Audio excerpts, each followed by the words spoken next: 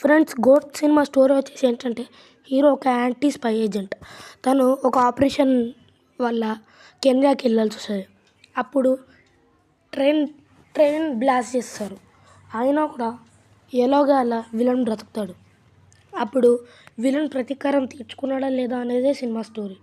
ఇంకా cinema first Thalapathy ఎంట్రీకి అయితే rampage ఉంది. తలపతి ఎంట్రీ సూపర్ ఉంది. తలపతి ఎంట్రీ అయితే ర్యాంపేజ్.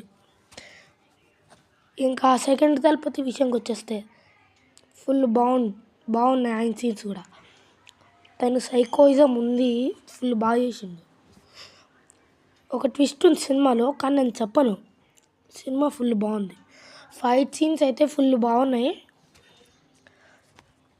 క్యామియో ఉంది ఒకటి, 2 క్యామియోస్ ఉన్నాయి. స్పాయిలర్ కానీ చెప్పాల్సి వస్తుంది. ధోని ఇంకా శివకార్తికేయన్ క్యామియోస్ ఉన్నాయి.